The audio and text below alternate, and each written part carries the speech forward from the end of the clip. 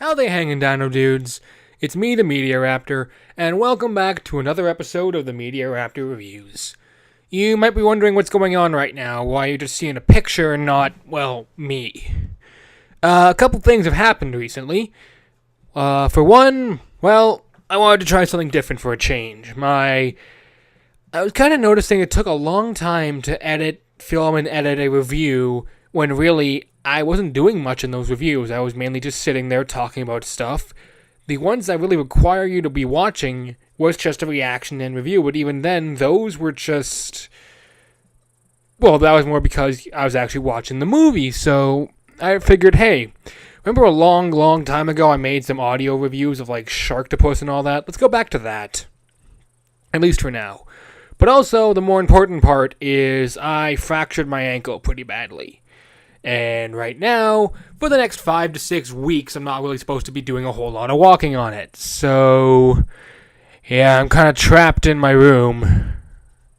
Yeah, don't worry about me, guys. It's gonna be fine. This isn't like permanent or anything. I'll survive. But I still want to do reviews. But I figured, hey, well, what's the point of you watching me lying in my bed with my foot in this giant plastic boot thing that goes up to my knee? Unless I'm working on a Terminator cosplay. Either way, let's just get down to what we're going to do tonight. Tonight, you guys, I'm going to review a sequel to a movie I haven't reviewed yet. But I think that will be a review very, very soon. Tonight, we're going to review The Incredibles 2. Yeah, I finally got to see this movie just the other day, actually. Right after I got this stupid plastic boot on my leg permanently, or at least for the next 5 weeks. Yeah, I went to see it. 14 years. They made us wait 14 years for this. I don't really know how to react to that. I feel like I should be sitting here saying, yeah, after 14 years, it had no chance of ever living up to any of the hype it was supposed to be. 14 years, how could you make a movie that would be as good as the original? Sorry if you hear some background noise. I don't know how good this mic is. It's a Blue Yeti, but not sure what the settings are again. It's been ages since I've used it. Anyhow, how good could a movie be after 14 years? Well, as it turns out, pretty darn good. Yeah, I really enjoyed this movie. Is it the best superhero movie of this year? No, that is still Infinity War or Deadpool 2. But just after, a 14-year wait, the fact that the movie was even this good just blows my mind. The story is really, really good. It's kind of almost a sort of gender reversed take on the first Incredibles, where for a good chunk of it, it was originally Mr. Incredible going out fighting crime while Elastigirl was at home until, well, things went wrong. But this time, it's Elastigirl going out to fight crime and Mr. Incredible staying home. But what they did this time, and what I really liked about this movie, was the realism they showed. He has no experience really being a stay-at-home father. He wants Elastigirl to go out there and fight crime so superheroes can be legal again so he can fight crime. But when he has to actually be a father and do some things which he's never done before, it really breaks him, and it's a really interesting take. It's a realistic take on superheroes I don't think we ever really get to see. I can't think of many superheroes, either comics or movies, that have ever tried to tackle subject matter like this, and I'm sorry if the mic is shaking a lot. And it's not just that. I really like the new characters we got. Sure, they were kind of just used for a few scenes, and then the whole twist happened, but for what they were still really good. The only character I didn't really like was Violet. I just found her to be too, whiny, just constantly complaining about everything, and it got really annoying really fast. But, yeah. Also, for a 2-hour movie, it didn't feel like 2 hours. It had a really good pace, really heartfelt moments, really good action scenes. It knew how to keep the plot going along. And then there was a twist at the end, which, let's be honest, it's pretty predictable. I'm just going to come out and say this. Screenslaver is a fantastic idea and fantastic premise for a villain. Even the backstory on the villain is great. But it's just not properly executed. And I think one reason why that stings a bit more than it did, it would probably if this was the first one, is the fact that the first one had such a good villain. A villain who literally has become today's society and today's, generation of we deserve this because we're fans, even though, no, you don't. Stop being entitled assholes. But like I said, pretty much everything about this movie is great. The plot is really fast-paced, the action scenes are great, the human conflict is genuine, believable, emotional, even better than the first one. They continue a lot of plot points, they have a lot of lines like in Deadpool 2, which are just following up or continuing on an idea, or a joke even sometimes, that was proposed to you in the first movie. I like it. That's a sign of a good movie. What else? The acting. It's all the same actors, and it's fantastic. Bob Odenkirk is in this movie. He plays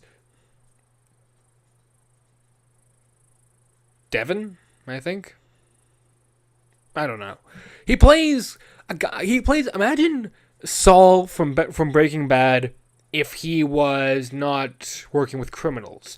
And not like sleazy, but that same type of high energy, let's do this, let's figure out a way to make this work.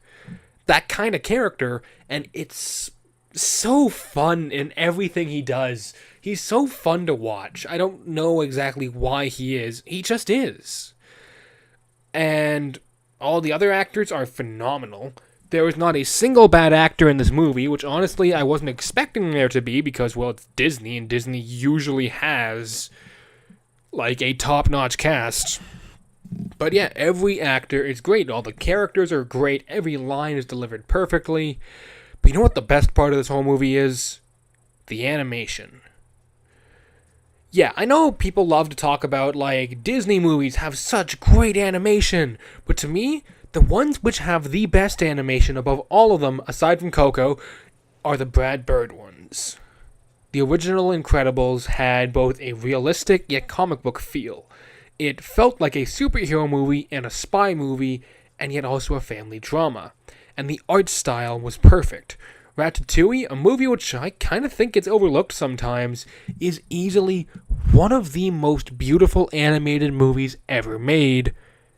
I'll fight you on that. It is genuinely breathtaking in the fact that all the detail, every last single line, every single scrape, every single bit of it came out as well as it did is phenomenal.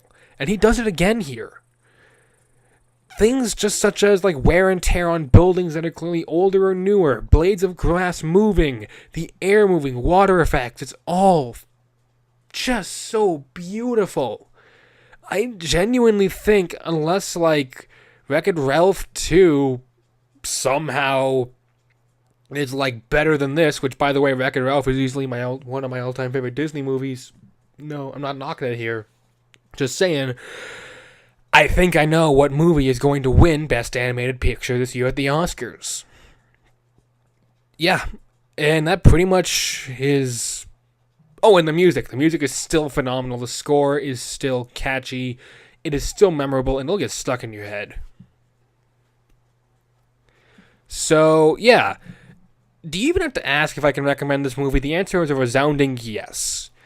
This movie is fantastic. This movie is not fantastic. This movie is incredible. I'll pause for your groans of disappointment. I accept them and know what I have done wrong. Only God can judge me now. But yeah, honestly, I'm giving this movie a solid 3.5 Raptor Claws out of 4. It is a near perfect movie. It is one of the best sequels I think I've seen in a long time, even better than Deadpool 2. I just kind of wish they used the Underminer a bit more amongst some other things. I didn't really mention him because he really only has a cameo, which annoys me because the character, the design, and everything about it looks so cool. I don't know. But so much about this movie is awesome. The way they handle real life scenarios, real, superhero accountability and all that, and the legalization of superheroes, and it's really well done. And honestly, I kind of want to see a third one, but at the same time, I don't want them to push it too far and ruin it. So what did you guys think? You want to see a third one? I don't know. Let me know down below in the comments. And while you're down there, let me know if anything else you want me to review. And if I review it, well, I'll give you a shout out then. So, yeah. Until next time, Dino Dudes, this has been the Media Raptor saying keep cool, and I will see all you Dino Dudes around. Later. I'm gonna be stuck in this stupid boot thing for the next 6 weeks. Well, at least I got God of War.